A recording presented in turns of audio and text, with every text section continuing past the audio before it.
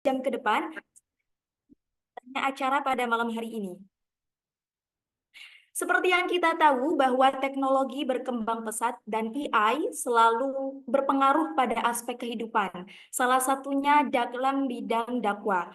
Dan itu memicu adanya tantangan besar dan peluang besar yang akan kita hadapi agar dakwah ini tetap murni dan sesuai dengan ajaran Islam. Dan pada malam hari ini kita sudah bergabung dengan seorang narasumber yang sangat kompeten di bidangnya. Beliau adalah Ustadz Safdinar Muhammad An-Nur, seorang penulis yang juga aktif di dunia dakwah digital. Beliau adalah Ustadz Safdinar Muhammad An-Nur, lahir di Jepara pada 3 Februari 1994. Beliau lulusan dari Pondok Pesantren Ma'had Ulum Asy-Syar'iyyah dari UIN Sunan Maulana Malik Ibrahim. Beliau menjadi presenter di berbagai konferensi internasional yang membahas topik-topik terkait dakwah, mubadalah, dan lain-lain.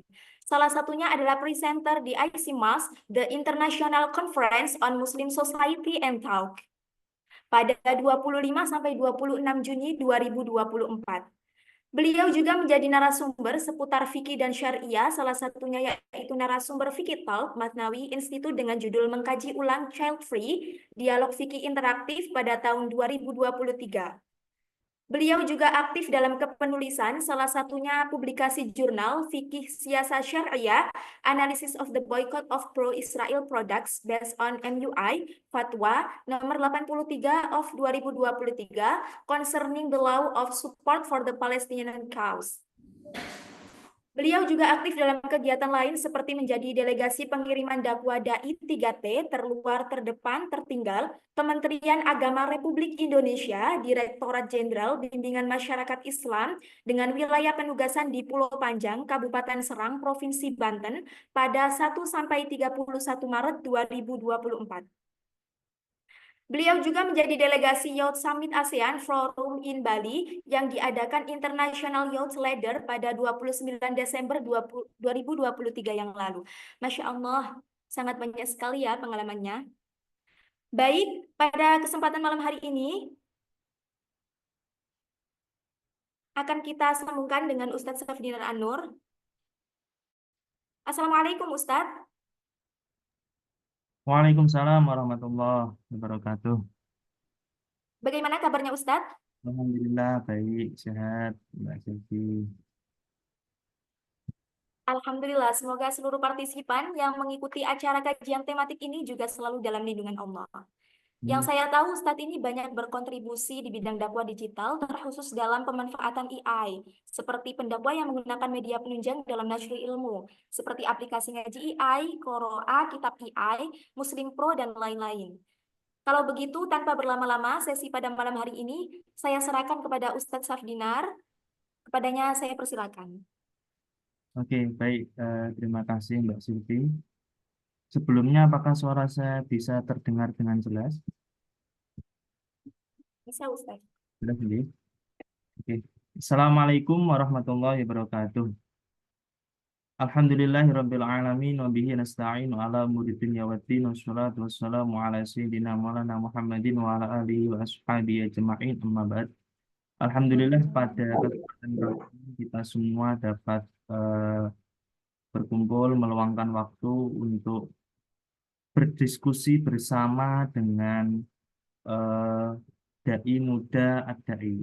Jadi sekedar informasi saja bahwa insya Allah dari Komisi Dai Muda ad-Dai ke depan ini akan mengadakan semacam program kajian tematik yang dimulai pada malam hari ini hingga seterusnya sampai pada bulan Desember.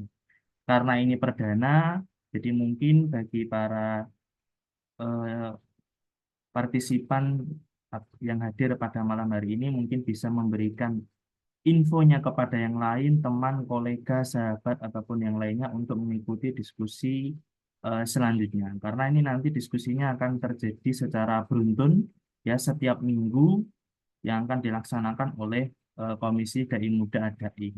Oke, sebelum kita mulai diskusi pada malam hari ini, boleh izin Mbak Silvi bisa di-share screen PPT-nya.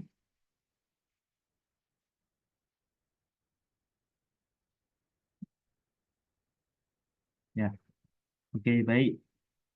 Sudah terlihat ya PPT-nya. Oke. Jadi pada kesempatan kali ini, pada diskusi kajian tematik perdana ini, kita akan membahas tentang dakwah digital berbasis artificial intelligence, tantangan dan peluang di era digital. Oke, kenapa di sini saya membahas tentang artificial intelligence? Karena kita tahu bahwa eh, di kondisi era sekarang ini yang menjadi isu perbincangan di dalam dunia pesantren, terlebihnya khususnya di kalangan lembaga tinggi Mahat Ali ataupun di kalangan akademisi seperti perkuliahan dan juga di kalangan para ulama-ulama itu adalah pembahasan tentang artificial intelligence. Nah, artificial intelligence itu tidak hanya merambah dalam dunia seperti industri dan juga dunia yang lain, tapi juga sudah merambah di dalam sektor keagamaan. Maka dari situ saya mencoba untuk membahas, meneliti, karena ini merupakan kajian dan penelitian saya untuk tahun ini. Jadi saya membahas tentang dakwah digital berbasis artificial intelligence, tantangan dan peluang di era digital. Oke, di sini di dalam PPT saya untuk slide yang pertama saya tampilkan eh, dua ayat di mana kita tahu bahwa ayat ini merupakan ayat yang dijadikan landasan dalil sebagai seorang dai di dalam mengaktualisasikan atau menyebarkan pesan-pesan dakwah dan juga nilai-nilai keagamaan di masyarakat. Di sini ada ayat di dalam surat Ali Imran ayat 104 dan juga surat An-Nahl ayat 125. Nah, di sini mungkin saya bisa jelaskan satu persatu bahwa di dalam ayat surat Ali Imran dulu ya, wal takum minkum ummati yad'auna ilal khairi wa ya'muruna bil ma'rufi wa yanhauna 'anil munkar wa ulaika humul muflihun. Di dalam dua ayat ini itu menerangkan tentang konsep, metode, sasaran dakwah dan juga status hukum dalam berdakwah. Kita tahu bahwa kalau kita ditanya tentang apa sih itu dakwah, pasti semua orang memberikan suatu definisi ketika mendengarkan kata dakwah itu adalah suatu bentuk seruan, ajaan kepada siapapun untuk memeluk, mempelajari lebih dalam, mengamalkan ajaran-ajaran syariat dengan baik dan juga sempurna. Hal ini sesuai di dalam sabda Nabi yang diriwayatkan oleh sahabat Sa'id Al-Khudri bahwa man ra'a minkum mungkaran falyughayyirhu biyadihi. Barang siapa yang melihat kemungkaran, maka ketika mampu untuk nahi mungkar, maka falyughayyirhu biyadihi. Tahapan yang pertama adalah merubahnya dengan menggunakan tangan atau kekuasaan. Fa illam tastati fa bilisani wa illam tastati fa biqalbi wa dzalika adaful iman. Di sini saya ketika eh, membahas tentang wal takum minkum, saya membuka di dalam kitabnya Fakhruddin Ar-Razi di dalam kitab Mafatihul Ghaib. Di situ beliau menjelaskan bahwa di dalam ayat wal takum minkum itu terdapat dua permasalahan. Yang pertama adalah lafadz minkum, di situ ulama terjadi perdebatan. Min di sini itu apakah min taba'id, apakah min tabiin. Ternyata ada dua versi. Yang pertama mengatakan bahwa wal takum minkum di sini itu minnya berfaedah eh, tabiin, bukan lit taba'id. Artinya bagaimana? Artinya kewajiban berdakwah itu dibebankan kepada setiap orang muslim, baik itu laki-laki ataupun perempuan. Itu maknanya. Akan tetapi kalau kita mengikuti versi yang kedua, wal takum minkum di sini, minkumnya ini minnya faedahnya adalah litabait, bukan litabiin. Kenapa litabait? Karena dengan bukti realita bahwa ada orang yang tidak bisa berdakwah karena memang bukan passionnya atau dia terkendala sakit, tidak mampu, ataupun yang lainnya. Maka di sini mingkumnya berfaedah lid tabaid. Jadi ada dua versi yang menurut eh, Fakhruddin Ar-Razi di dalam kitabnya. Nah, kemudian tadi saya katakan bahwa perempuan juga terbebani dakwah. Benar memang tidak ada perkhilafan di ulama bahwasanya perempuan itu juga dibebani untuk berdakwah sama seperti halnya laki-laki. Kalau ditanya apakah ada referensinya? Ada. Saya tampilkan referensinya itu di kitab Tafsir Munir karya dari Sahabat Zuhaili juz 3 halaman 35. Di situ beliau menyebutkan bahwa perempuan juga terbebani eh, untuk berdakwah. Maka tidak heran ketika kita melihat di fenomena sekarang ya banyak sekali penceramah-penceramah perempuan seperti contoh Ning Umi Laila dan juga sebagainya. Itu tidak mengapa, akan tetapi harus memahami koridor-koridor yang diberikan oleh syariat.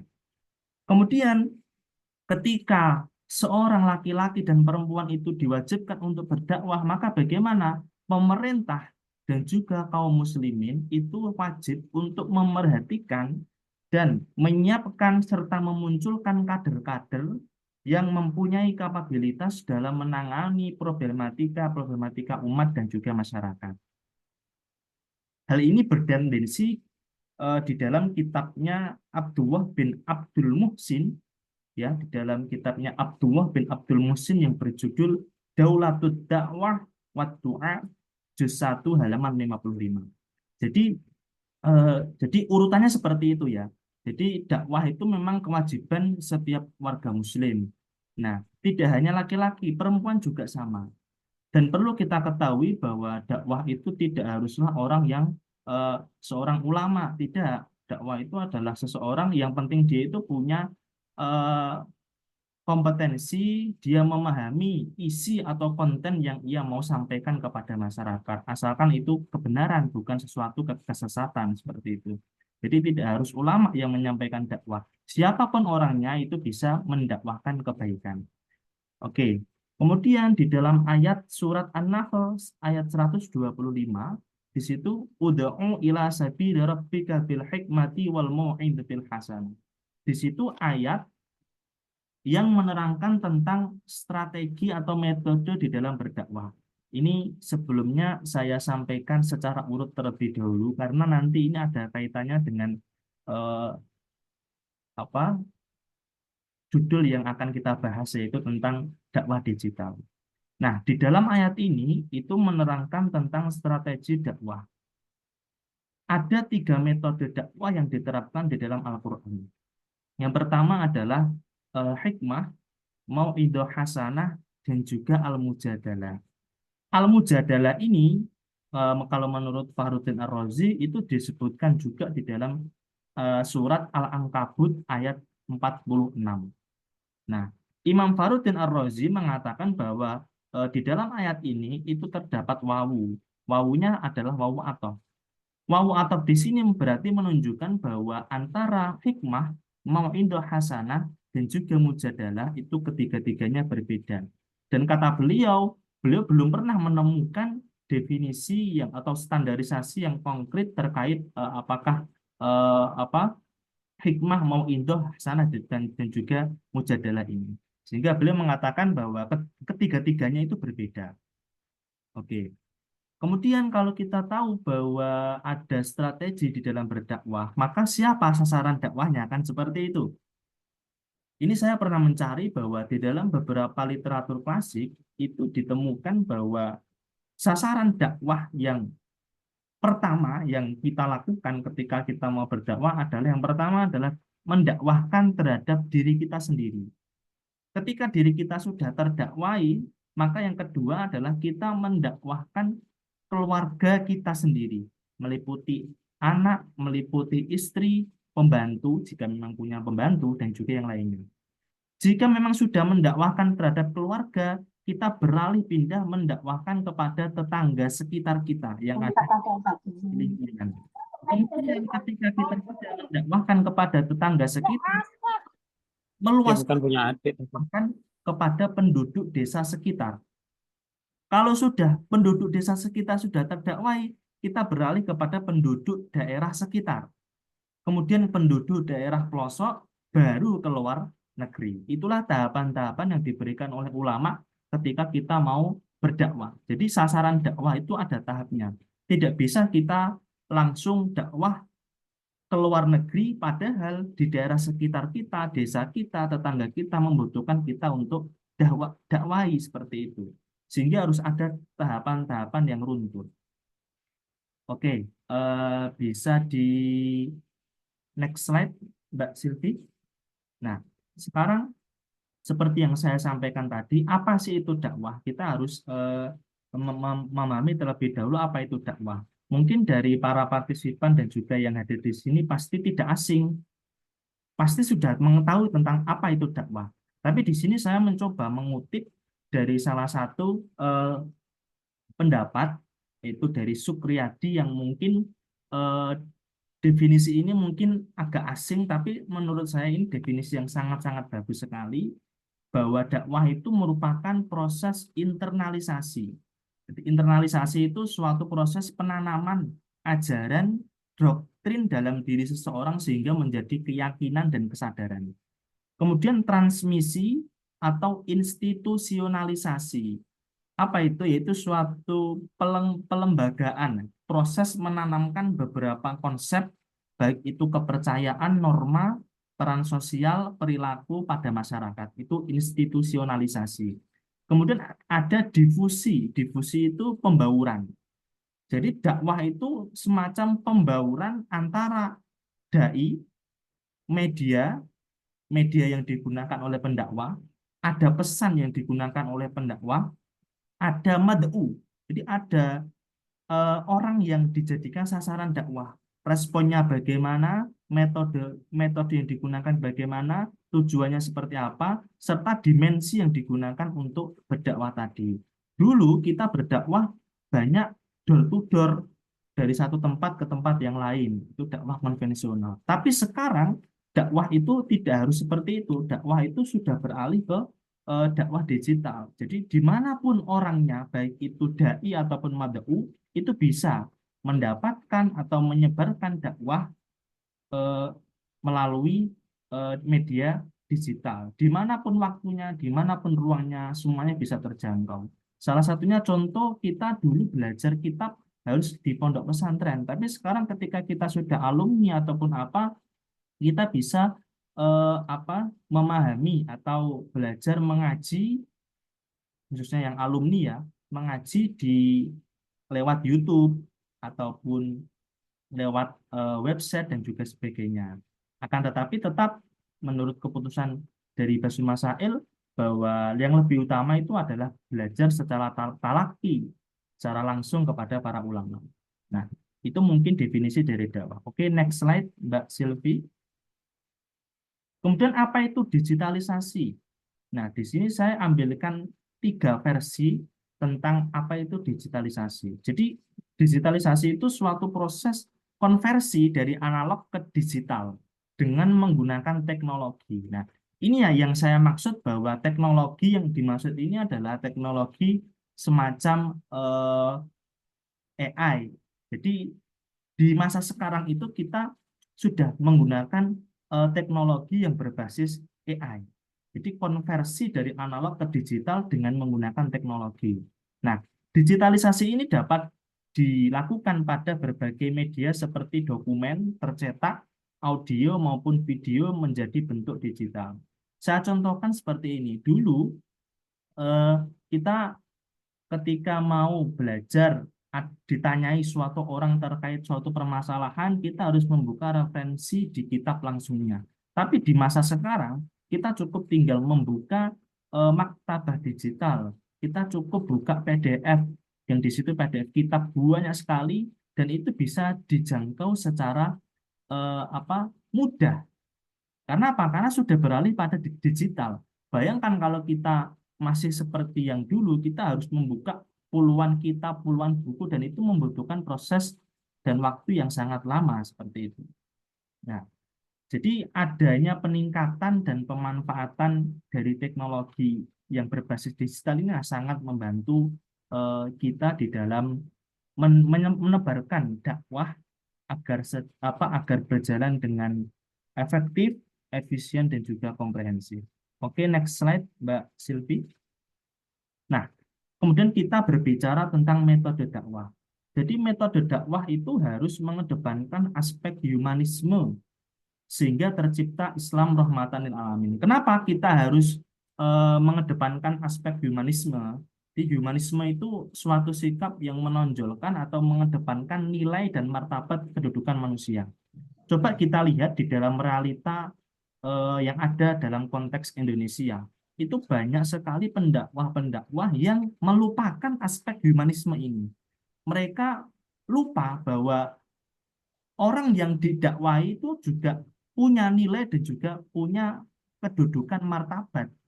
Sehingga kita tidak bisa diremehkan oleh pendakwah. Banyak sekarang pendakwah yang menganggap dirinya itu lebih mulia, menganggap dirinya itu lebih mulia karena ada sesuatu faktor, menganggap dirinya itu lebih tinggi sehingga para orang yang didakwai ini atau jamaahnya direndahkan seperti itu, menganggap lebih rendah.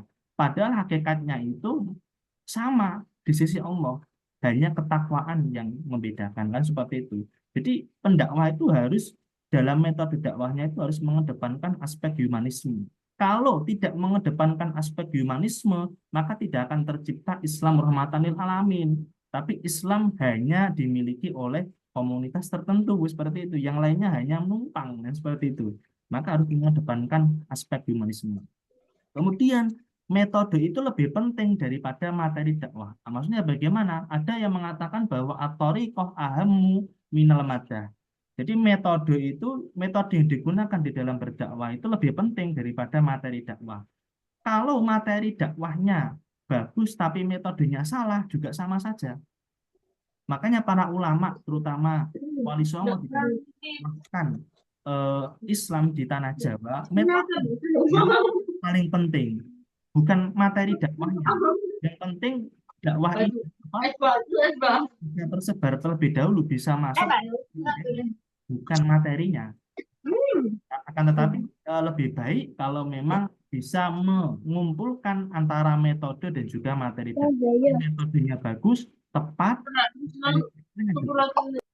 Nah, kemudian di sini apa saja sih metode dakwah yang digunakan dalam konteks kontemporer? Di sini, ya ini yang kita masuk pada inti pembahasan dari penelitian saya ini.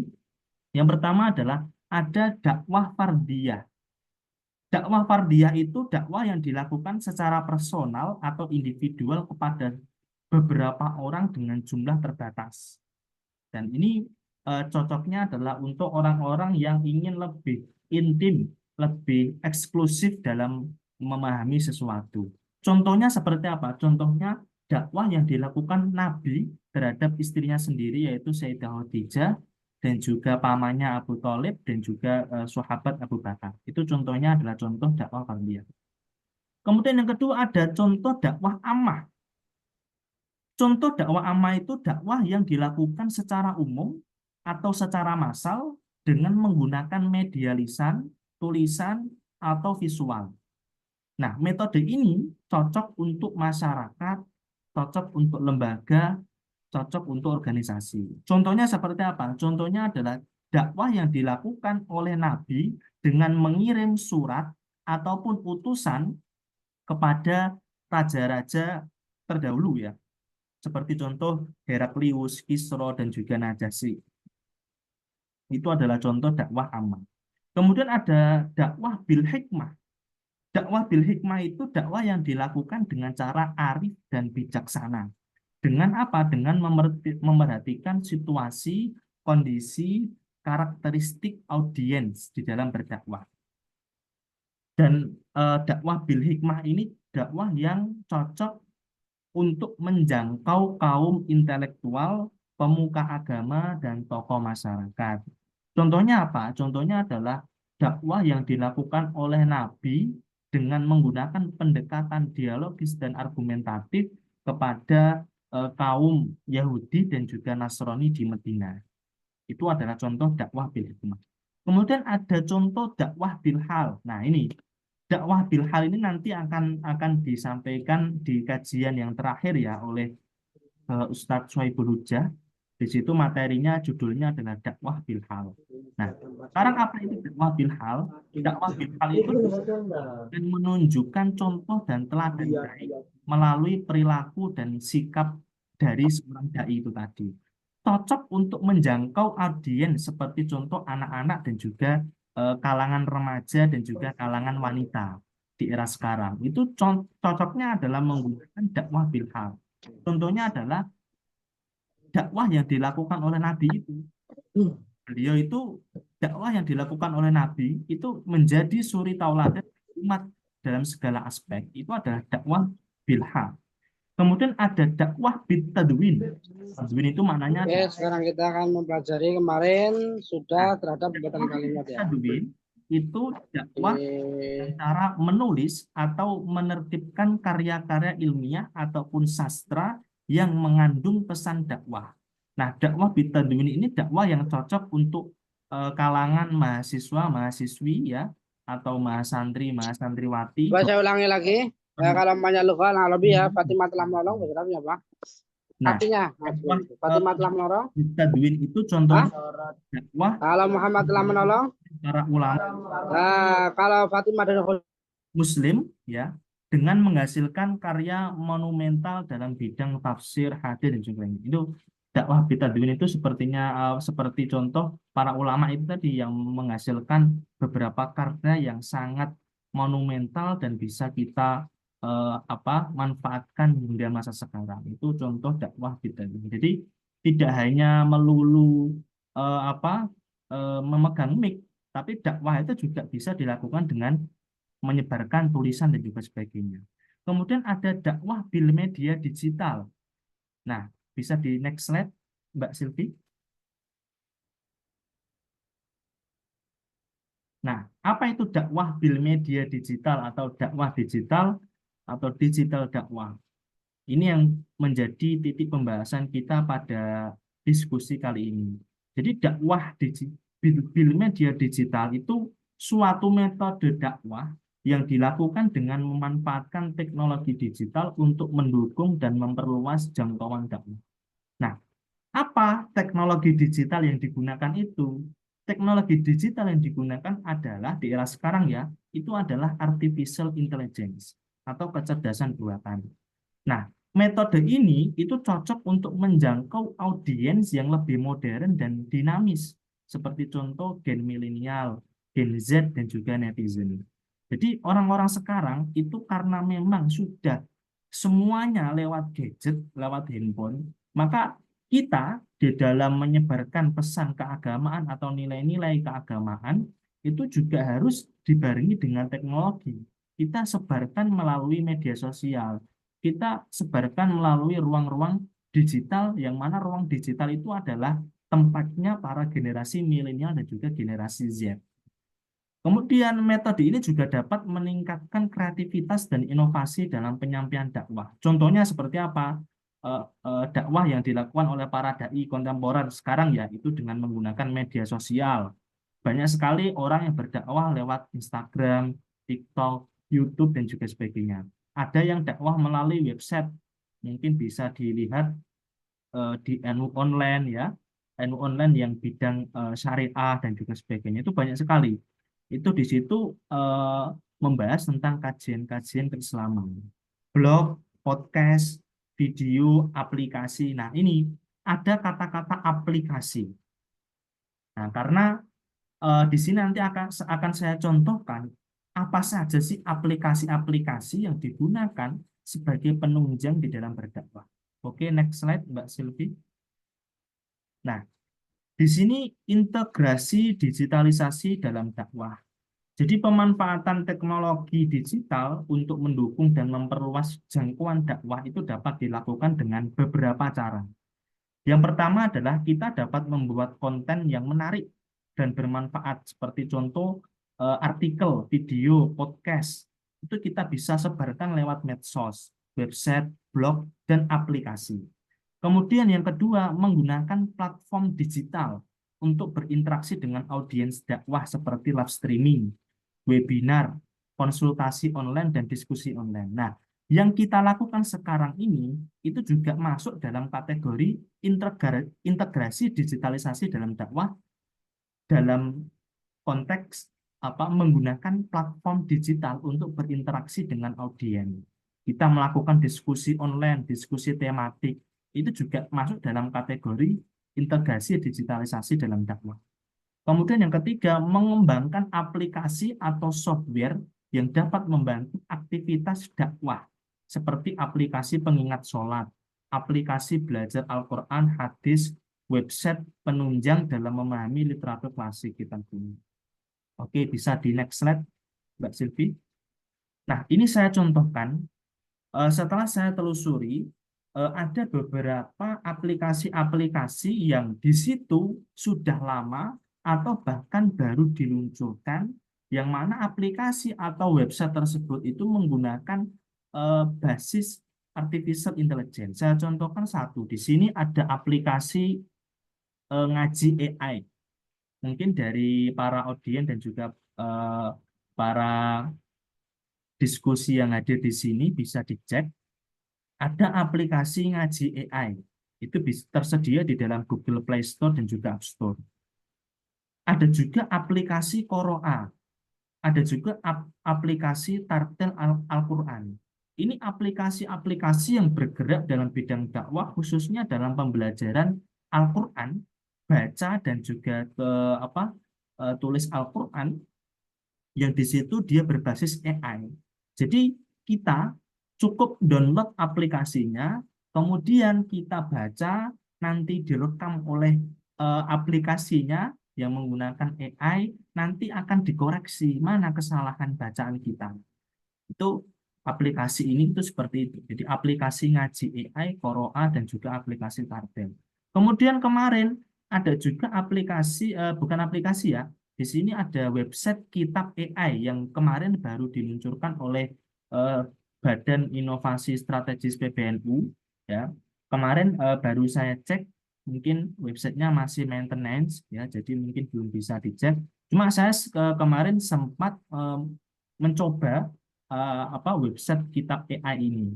Jadi website Kitab AI ini website yang di situ bisa mempermudah kita untuk memahami nahwu shoroh dan juga memahami literatur-literatur klasik yang mungkin yang kesulitan, jadi kita bisa menggunakan aplikasi Kitab AI ini. Kemudian ada juga aplikasi Muslim Pro AI. Kemudian ada juga aplikasi Muslim AI Chatbot Assistant. Nah, itu beberapa contoh adopsi artificial intelligence di dalam bidang dakwah. Artinya bagaimana? Artinya seorang dai di dalam mendakwahkan suatu ajaran, terutama ajaran Islam, kita bisa menggunakan media-media atau alat-alat seperti ini tadi, aplikasi, kita bisa gunakan sebagai penunjang di dalam dakwah yang kita lakukan. Dulu kita kesulitan berdakwah karena ada kendala-kendala seperti itu. Tapi di zaman sekarang dengan kehadiran atau kemunculan artificial intelligence, kita bisa gunakan, kita bisa manfaatkan seperti itu. Dan ini sudah mendapat legitimasi ya dari beberapa kalangan ulama dan juga kalangan akademisi yang pada awalnya itu memang masih pro kontra, tapi dampak-dampak yang ada itu bisa diantisipasi sehingga nanti yang awalnya kontra itu beralih mendukung penggunaan artificial intelligence ini di dalam bidang dakwah ini tadi. Dan ini sangat membantu sekali. Bayangkan kita orang-orang yang notabene di daerah pelosok yang minim pengajar, minim guru ngaji. Bagaimana mereka mengaji ketika memang tidak ada orang yang dikirimkan ke sana, maka bagaimana? Maka bisa kita menggunakan atau memanfaatkan aplikasi-aplikasi ini sebagai penunjang saja ya. Akan tetapi tetap kita harus mengkonfirmasi, memverifikasi kesohihan atau kevalitan bacaan kita, kesohihan fatwa kita, fatwa dari AI ini dengan para ahli dan pakarnya dalam bidangnya masing-masing. Ini hanya saya contohkan sebagian. Ada juga kemarin itu NU Online menggunakan AI deterministik ya di dalam penghitungan kalkulator zakat dan juga kalkulator waris. Dan itu banyak sekali yang sudah menggunakan basis AI untuk mempermudah dan juga seperti itu. Nah, mungkin bisa di next slide, Mbak Silvi. Nah, sekarang tantangan dan peluang. Dari beberapa materi yang saya sampaikan tadi, mulai dari dakwah dan juga dakwah bil media digital tadi, apa tantangan dan juga apa peluangnya? Yang pertama adalah tantangannya ketika kita berdakwah di media sosial atau di era digital ini dengan menggunakan basis itu, pasti kita akan menemui keberagaman informasi yang tersebar luas di internet. Kemudian yang kedua, kita harus menjaga akhlak dan berinteraksi di dunia maya.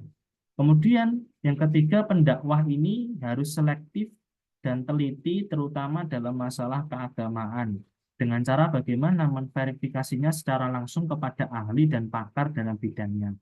Meskipun kita dakwah dibantu dengan beberapa penunjang seperti teknologi AI, tapi kita harus tetap memverifikasinya. Apakah ini benar, apakah ini valid, kita harus verifikasi kepada orang yang ahli dalam bidangnya. Saya contohkan semisal ChatGPT ya. ChatGPT semisal ada orang bertanya di ChatGPT tentang hukum Islam. Maka bagaimana otoritas keagamaan ChatGPT ini di dalam menjawab suatu permasalahan keagamaan? Para ulama di sini berdebat, ada yang pro, ada yang kontra. Ada yang pro mendukung, akan tetapi jangan dijadikan sebagai acuan. ChatGPT jangan dijadikan sebagai acuan. Kita bisa itu kita terima, akan tetapi kita harus konfirmasi terlebih dahulu kepada para pakar di dalam bidangnya. Kalau itu membahas tentang fikih, kita konfirmasi di dalam kepada ahli fikih apakah itu memang benar seperti itu ataukah tidak. Boleh kita gunakan, akan tetapi tidak bisa dijadikan sebagai acuan. Kemudian peluangnya apa? Peluangnya adalah yang pertama, penyebaran dakwah dan nilai-nilai keislaman ini dapat dilakukan secara efisien, efektif, dan komprehensif. Kemudian yang kedua, dengan kreativitas yang bisa kita lakukan, inovasi yang kita lakukan di era sekarang ini dapat menjangkau audiens secara luas dan beragam. Yang ketiga, sebagai penunjang untuk membantu dan mempermudah tugas pendakwah dalam aktivitas dakwahnya. Sekali lagi saya tekankan bahwa dakwah digital itu hakikatnya kita sama-sama berdakwah, akan tetapi yang membedakan adalah ruangnya. Ruangnya bukan ruang secara offline, tapi kita berdakwah dalam ruang digital seperti itu. Sama seperti dulu kita jual beli itu ya fi majlisil akdi, dalam satu majelis akad. Akan tetapi kita di dalam jual beli sekarang tidak hanya fi majlisil akdi, tapi fi majlisil akdi inda tihadil waktu. Jadi apa? Satu majelis dalam satu waktu, itu di dalam satu ruang yang sama. Makanya konteks sekarang jual beli online melalui e-commerce ya, Shopee, Lazada, Tokped dan juga sebagainya. Itu juga masih dikatakan sah karena ittihadul waktu. Jadi kita menyesuaikan zamannya. Berdakwah juga seperti itu. Kita meskipun tidak ada kata kita tidak bisa menjangkau, pasti kita bisa menjangkau apalagi di era digital seperti ini, apalagi lewat Zoom. Banyak kita mendakwahkan sesuatu pesertanya dari luar negeri atau bahkan di daerah-daerah pelosok dan seperti itu. Next slide. Ya, mungkin itu saja materi yang bisa saya sampaikan. Mungkin kurang lebihnya jika ada kekurangan atau kesalahan, saya mohon maaf yang sebesar-besarnya, mohon koreksinya. Untuk waktunya saya kembalikan kepada Dr. untuk sesi diskusi dan juga tanya jawab. Silakan. Baik, alhamdulillahirrabbilalamin, kita telah mendengarkan pemaparan yang sangat menarik dari Ustadz Safdinar. Banyak wawasan baru yang kita ambil mengenai bagaimana AI dapat menjadi teman sekaligus luas di era digital ini. Sekarang kita memasuki sesi diskusi, yaitu sesi tanya jawab. Ini adalah kesempatan bagi para partisipan untuk menggali lebih dalam topik yang sudah diberikan oleh pemateri.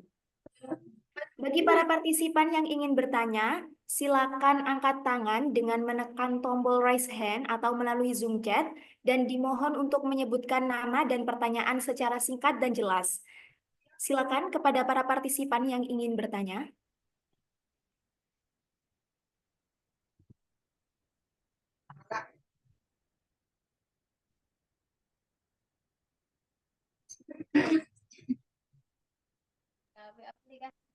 Assalamualaikum warahmatullahi wabarakatuh.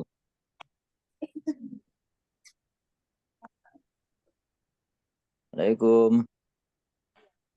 Waalaikumsalam warahmatullahi wabarakatuh. Alhamdulillah, luar biasa Ustadz Safdinar tentang materi yang disampaikan. Alhamdulillah.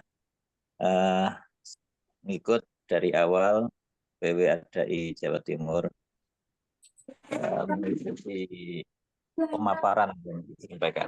Suaranya jelas apa enggak? Jelas, Ustaz. Baik. Saya kalau bahasa anak muda itu saya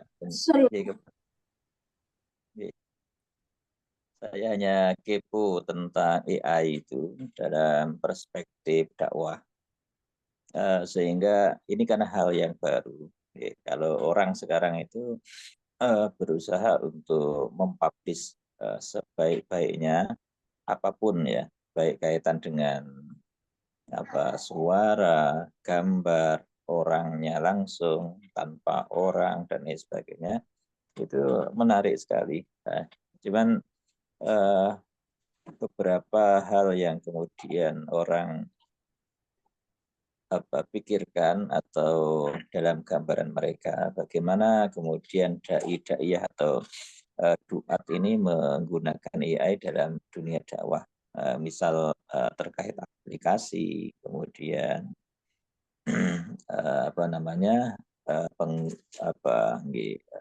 penerapan AI dalam dunia dakwah yang secara praktis gitu. Jadi mungkin kalau dalam perspektif yang lain secara teoritis digambarkan AI sangat membantu. Nah, saya sendiri juga masih karena saya orang pendidikan, jadi awam itu dalam kaitan ya kepo begitu.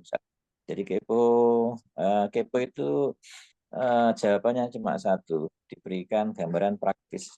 Saya juga misalkan ada enggak misalkan berdakwah dengan dengan gambar bisa berbicara, kemudian dipakai sebagai cara dai untuk memberikan nasihat supaya tidak gambar orang. Jadi kan kalau orang yang kemudian gerak ini kan butuh tempat, butuh waktu dan lain sebagainya. Ya kan bisa membantu. Mungkin juga penampilan performan dalam suara dan lain sebagainya. Saya kira ini dianggap pertanyaan dianggap sebagai diskusi. Barangkali ini saya bisa diberikan gambaran. Yes. Baik, terima kasih Ustadz Safdinar, istimewa. Semoga acara ini berjalan terus sampai dengan narasumber yang lain yang belum menyampaikan menyampaikan isi dan lain sebagainya. Mudah-mudahan dai muda PPADI Indonesia bisa lebih banyak punya orang seperti Ustadz Safdinar. Terima kasih.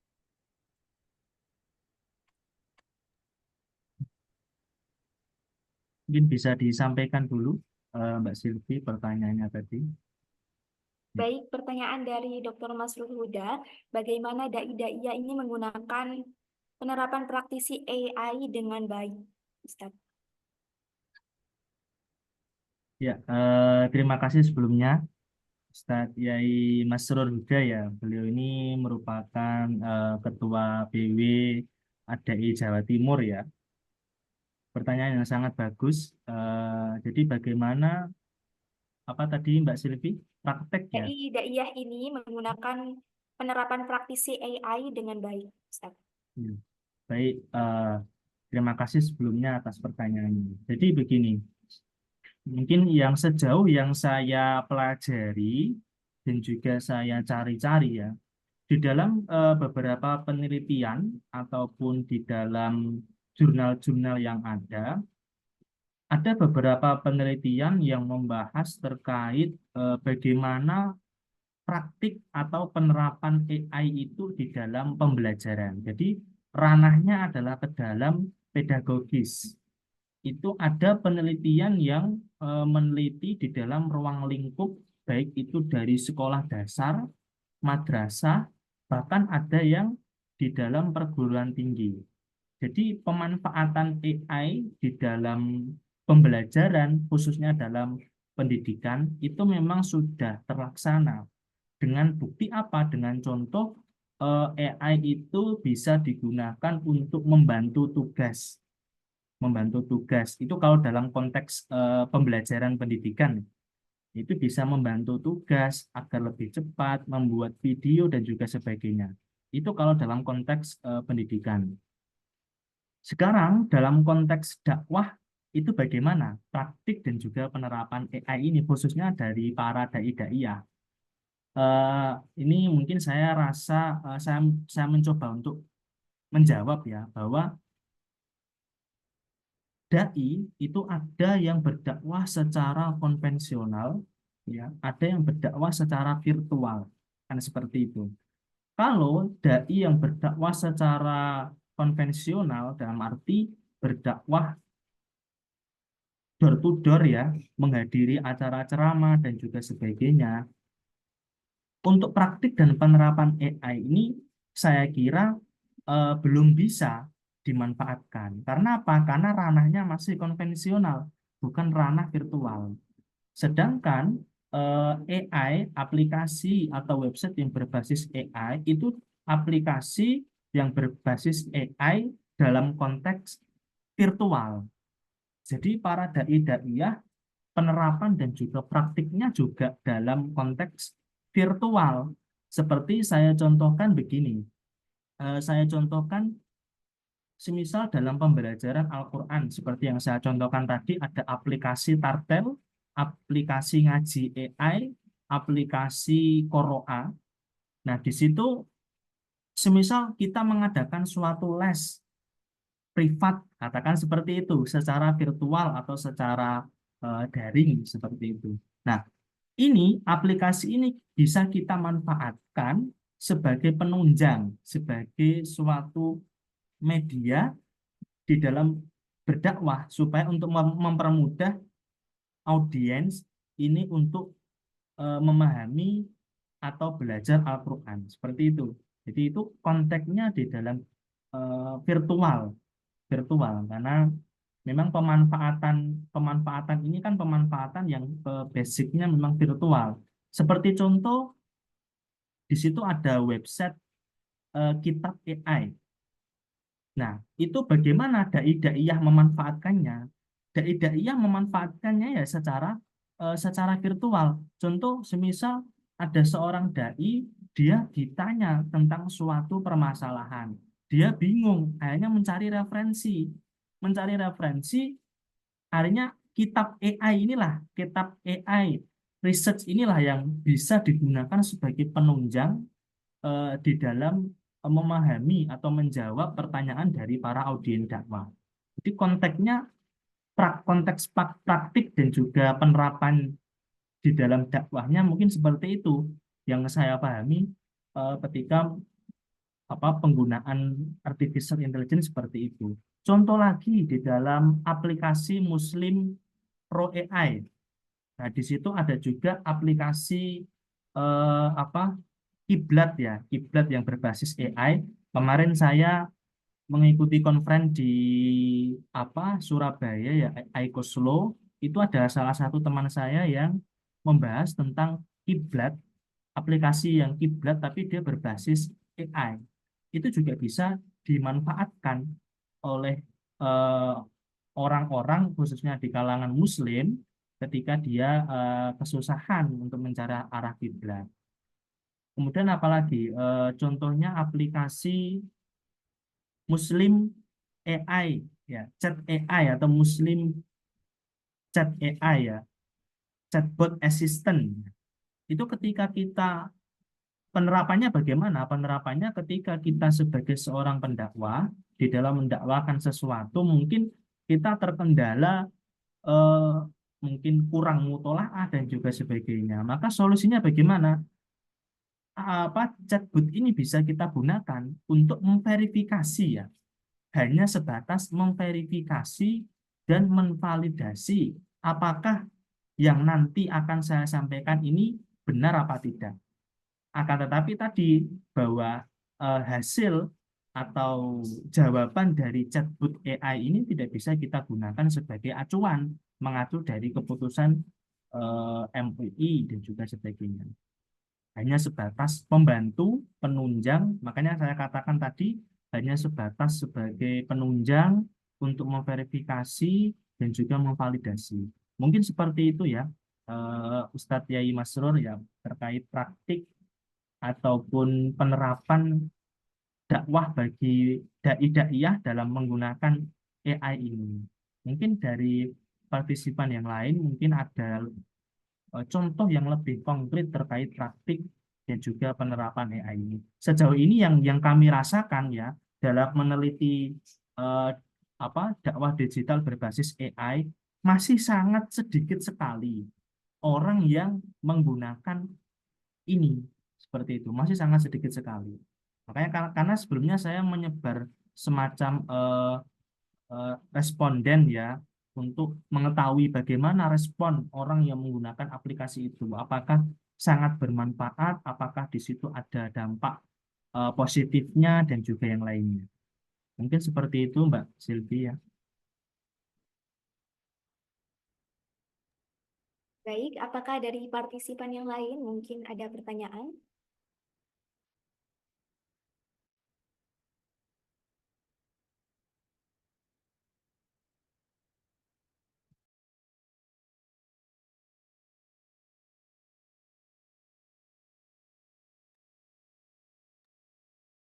Sambil menunggu yang lain, saya mau bertanya Ustadz,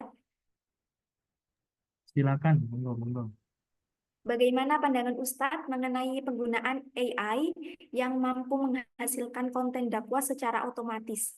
Apakah ada resiko di mana dakwah tersebut dapat kehilangan keasliannya? Mengingat AI kan tidak mempunyai empati, Ustadz. Terima kasih. Oke, baik. Ini pertanyaan yang sangat bagus sekali ya, karena menurut saya bahwa AI itu sekarang merambah dalam sektor keagamaan, baik dalam pembuatan video seperti itu ya, atau pembuatan konten-konten. Jadi kalau kita melihat sekarang bahwa banyak sekali konten kreator yang mereka itu di dalam membuat konten dakwahnya, dakwah singkatnya ya terutama, itu mereka menggunakan basis AI. Dia menggunakan chat GPT biasanya seperti itu ya. Atau kalau di dalam dunia perkuliahan itu mereka pakai Perplexity AI. Banyak sekali aplikasi-aplikasi yang di situ website-website yang menggunakan AI. Maka bagaimana pandangan Islam terkait ini? Dalam penelitian saya, ini saya mengulik hukum penggunaan dan pemanfaatan AI ini melalui perspektif Maqasidus Syariah Jasir Auda. Di dalam Maqasidus Syariah Jasir Auda ada 6 fitur, yaitu filsafat sistem yang digunakan Jasir Auda di dalam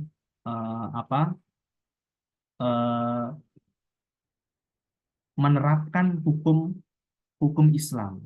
Nah, dalam konteks AI kita lihat dalam AI itu apakah ada maslahat, apakah ada mafsadah atau tidak.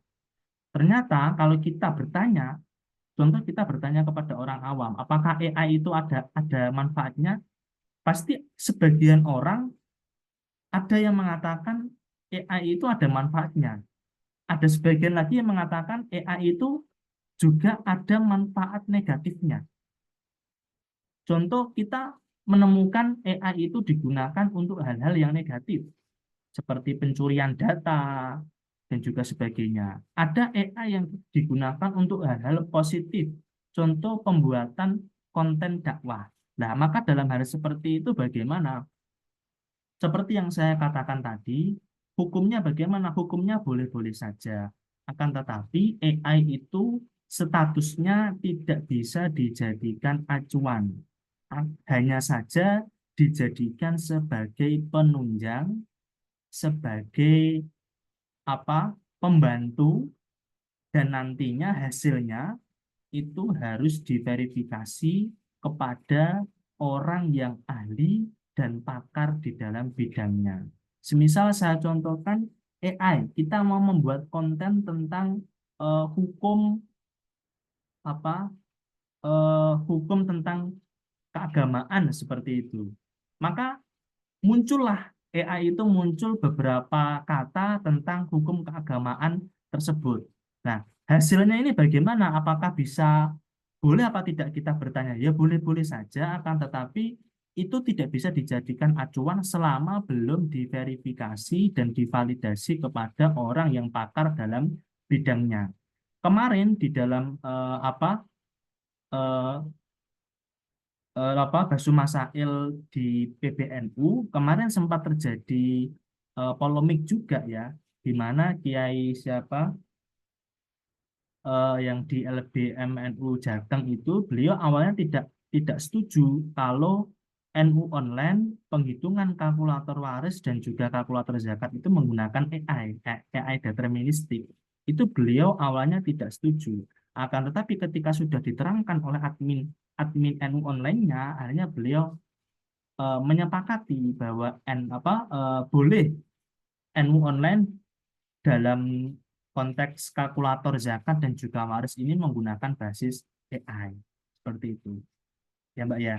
Jadi eh, boleh-boleh saja, akan tetapi kita tetap harus memverifikasi dan memvalidasi itu kepada orang-orang yang ahli di dalam bidangnya. Untuk apa? Untuk meminimalisir dan mengantisipasi kesalahan yang ada di dalam jawaban dari AI itu tadi. Karena AI itu kan hanya sebatas kecerdasan buatan seperti itu. Dia tidak punya apa ke apa kepakaran gitu loh. Kalau di dalam perspektif Maqasidus Syarah Jasir Auda itu ada cognitive of nature system. Jadi ada nalar berpikir ya, ada watak berpikir. Sedangkan AI ini memang dia benar, dia apa berpikir, cuma dia berbeda dengan manusia. Dia mencontoh kecerdasan manusia seperti itu, karena kecerdasannya buatan gitu seperti itu. Nah, seperti itu ya Mbak, yang bisa saya sampaikan. Ya. Baik, terima kasih Ustaz. Mungkin dari para partisipan ada pertanyaan lagi untuk Ustaz. Ya, mohon maaf saya, Mbak.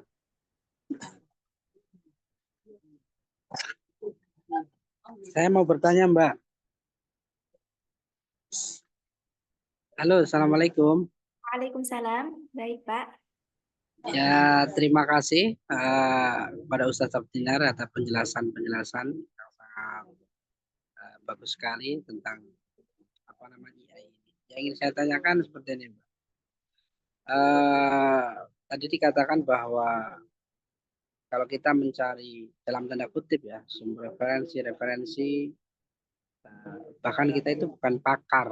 Umpamanya kita mau mencari tentang waris, tentang apa namanya hukum-hukum Islam dan lain sebagainya.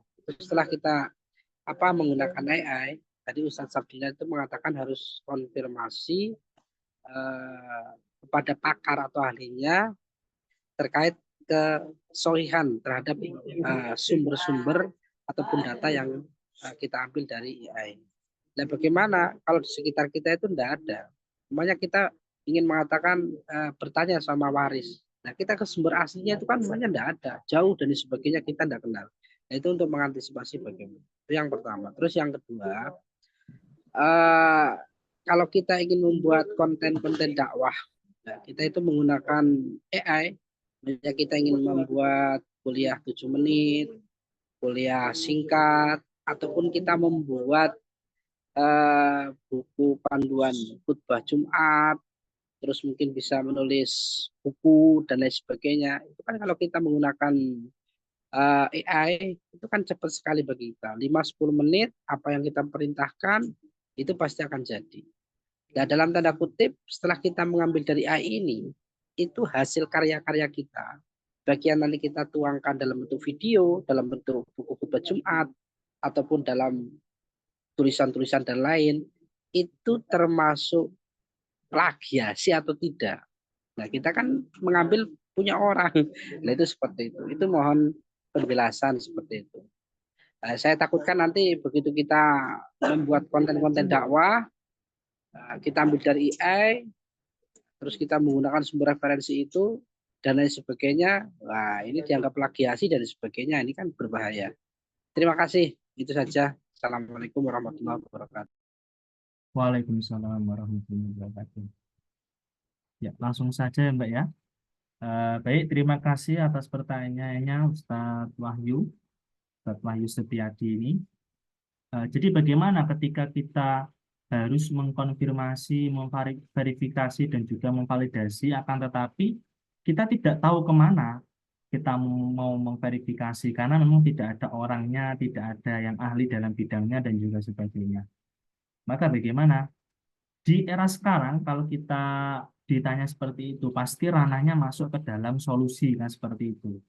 Di era digital, tidak ada yang tidak mungkin. Bahkan kita bisa, ketika kita bertanya tentang hukum, kita bisa melalui aplikasi atau cari ustadz itu ya, cari ustadz. Nah, ataupun kita bisa langsung door to door ke rumahnya kiai terdekat atau ulama terdekat. Jika memang tidak ada ya solusinya tadi secara virtual kita bisa menanyakan pertanyaan tersebut kepada orang yang ahli dalam bidangnya, tapi dalam konteks apa digital Mbak ya, digital. Jadi jika memang contoh di suatu daerah kita bingung mau bertanya tentang waris karena di daerah saya tidak ada yang ahli atau pakar di dalam bidang waris. Maka solusinya bagaimana? Kalau solusi dari saya bisa menanyakan kepada orang-orang yang punya kompetensi, kapabilitas, dan kredibilitas di media sosial. Pertama, media sosial itu bisa di Instagram, ya. Contoh siapa gitu yang punya pakar dalam bidang itu, atau di aplikasi atau website misal cari Ustadz, kita bisa bertanya kepada orang-orang tersebut. Itu solusinya seperti itu. Sama seperti di tulisan saya ya, di artikel saya di jurnal itu yang terbit di Miskah yang judulnya Saya Berdakwah itu saya cantumkan di dalam kitab Bughiyatul Mustarsyidin. Itu disebutkan bahwa ketika ada orang-orang jahil ya, orang jahil, ketika dia tidak tahu dan mau bertanya, tapi di suatu daerahnya itu tidak ada orang alim, maka dia wajib keluar.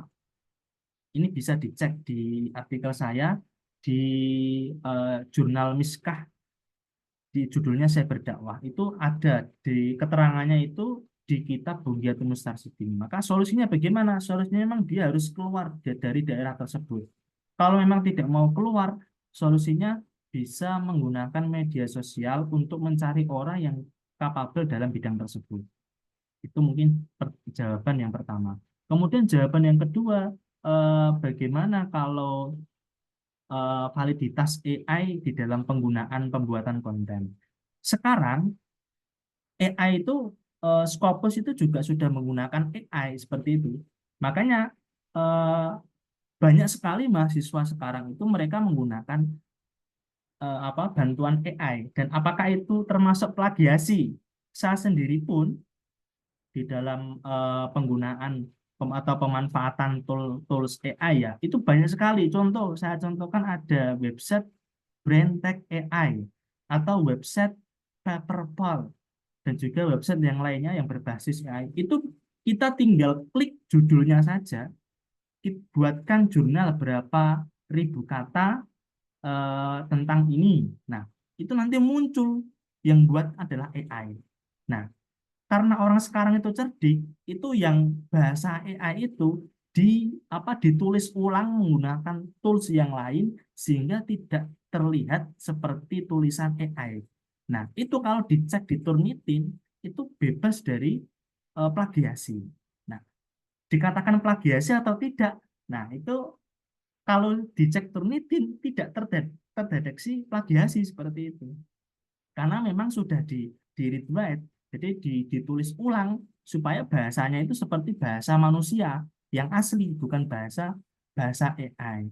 Terlepas itu plagiasi atau tidak, eh, kalau dari saya pribadi ya tidak, asalkan tulisan itu kita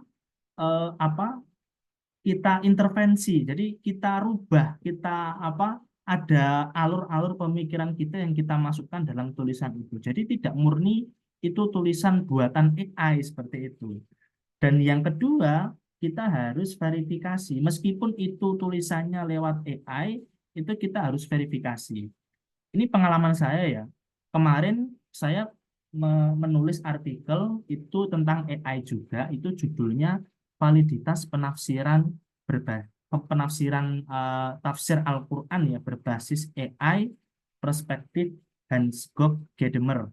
Itu saya ketika membuat outline itu saya membuat outline-nya pakai pakai AI. Jadi tinggal klik gitu aja muncul semuanya. Jadi outline-outline baik itu dari pendahuluan, metode penelitian, pembahasan, diskusi dan juga sebagainya itu muncul semua, hanya tinggal satu klik gitu aja. Apakah termasuk plagiasi? Jika kita rubah, itu kan hanya batasnya hanya sebagai pembantu saja. Kalau di dalam ilmu eh, apa ilmu qawaid atau ilmu usul itu kan hanya sebatas tahsin saja ya, sebatas tahsin atau haji seperti itu, hanya sebatas pembantu saja, tapi inti-intinya itu tetap dari pemikiran kita sendiri. Mungkin seperti itu ya, Ustadz Wahyudi. Pertanyaannya sangat bagus sekali dan ini sangat apa perlu untuk dibahas lebih lanjut. Mungkin mohon maaf nambahi sedikit. Tadi Ustadz Safdinal mengatakan bahwa punya website atau aplikasi yang begitu membuat jurnal, begitu perintah buatkan saya jurnal sekian ribu kata dan sebagainya, itu akan muncul dengan sendirinya. Nah, pertanyaan saya, mungkin website atau aplikasi itu mungkin bisa di-share, mungkin supaya saya juga bisa mempelajarinya. Terus yang kedua, mungkin ini Ustadz, Ustadz kalau berkenan, mungkin kasih tahu ke kita atau bisa di-share ke kita tentang prom-prom atau perintah-perintah di dalam ChatGPT untuk membuat satu konten dakwah, 2 tentang khutbah Jumat, atau 3 tentang jurnal, dan yang terakhir tentang pembuatan wajar. Promnya atau perintah-perintahnya. Saya pernah masuk ke ChatGPT, nah seperti itu begitu kita perintahnya itu tidak spesifik, ya keluarnya asal-asalan. Nah, kita membutuhkan prom-prom itu supaya nanti kita bisa meniru Ustadz Safdinar, begitu membuat jurnal, asal klik bisa muncul seperti yang terakhir dikatakan tadi tentang penafsiran Quran lewat AI, outline-nya muncul, terus klik. Nah, itu kita butuh seperti itu. Mungkin nanti bisa di-share atau diberitahu ke kita, Ustadz. Terima kasih.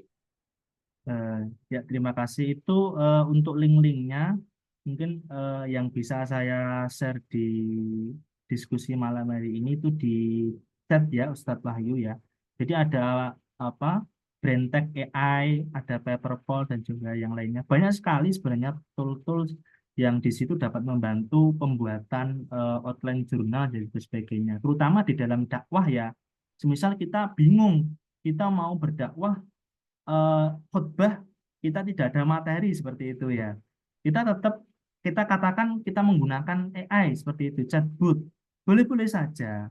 Akan tetapi yang terpenting adalah isinya itu kita harus validasi betul-betul. Jangan sampai isinya itu terdapat hal-hal yang melenceng atau tidak sesuai dengan konsep-konsep agama Islam seperti itu. Contoh semisal sholat itu hukumnya wajib, tapi ketika kita tanya kepada ChatGPT sholat itu hukumnya tidak wajib, nah, kan keliru seperti itu. Jadi harus ada keserasian dan kesinambungan antara hasil AI dengan konsep-konsep agama. Sehingga otoritas fatwa dari AI itu bisa kita pertanggungjawabkan ketika kita menyampaikannya di dalam publik atau masyarakat. Itu ya Ustadz Wahyudi ya. Untuk linknya ada Braintek AI, tapi itu berbayar ya Ustadz Wahyu.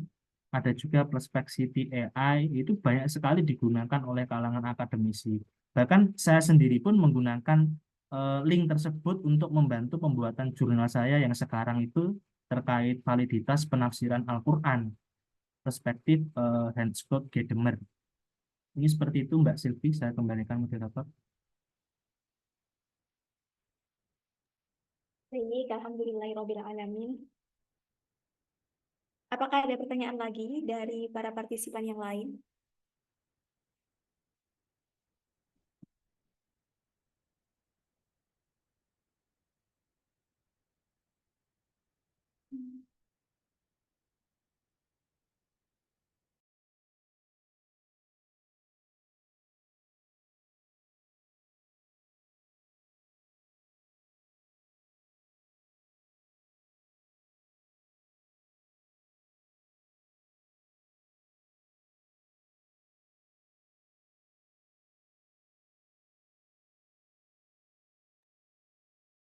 Baik, alhamdulillahirrabbilalamin. Kita telah sampai di akhir sesi diskusi pada malam hari ini. Terima kasih banyak kepada Ustadz Safginar atas ilmu dan waktu yang telah diberikan. Semoga bermanfaat untuk kita semua. Semoga apa yang kita dapat pada malam hari ini bisa menjadi bekal untuk kita ke depannya. Tak lupa juga saya ucapkan terima kasih kepada para partisipan yang sudah ikut bergabung pada kajian tematik pada malam hari ini. Sebelum saya akhiri, izinkan saya menyampaikan kesimpulan dari kajian pada malam hari ini. Jadi kesimpulannya, yaitu apa sih dakwah digital berbasis AI itu? Dakwah digital berbasis AI itu penggunaan teknologi digital, terutama kecerdasan buatan, untuk menyebarkan nilai-nilai Islam secara efisien dan luas, yang melibatkan berbagai media seperti media sosial, aplikasi, dan website yang membantu pendakwah mencapai audiens secara efektif dan luas. Lantas, mengapa dakwah digital berbasis AI penting? Karena membantu para pendakwah untuk mendakwakan Islam kepada audiens yang lebih luas dan beragam, termasuk Gen Z. Teknologi digital memungkinkan penyampaian pesan yang lebih kreatif dan inovatif, serta membantu pendakwah beradaptasi dengan era digital yang semakin berkembang, dan memudahkan tugas mereka dalam menyebarkan ajaran Islam. Kemudian bagaimana sih dakwah digital berbasis AI dilakukan? Dakwah berbasis digital ini dapat dilakukan melalui berbagai metode digital seperti pembuatan konten menarik seperti artikel, video, dan podcast, dan menggunakan platform digital untuk berinteraksi dengan audiens seperti webinar, live streaming, diskusi online, dan lain-lain. Teknologi seperti aplikasi pengingat sholat, pembelajaran Al-Quran, dan kecerdasan buatan AI juga diadopsi untuk mendukung kegiatan dakwah tersebut. Sekian kesimpulan dari saya. Dan tak lupa untuk e-sertifikat nanti akan di-share di grup WA teman-teman sekalian. Baik, sekian dari saya, Silvi Farina, pamit undur diri. Terima kasih. Wallahul muwafiq ila aqwamit thoriq. Wassalamualaikum warahmatullahi wabarakatuh. Waalaikumsalam warahmatullahi wabarakatuh. Izin pamit undur diri nggih, Mbak Silvi semuanya. Assalamualaikum.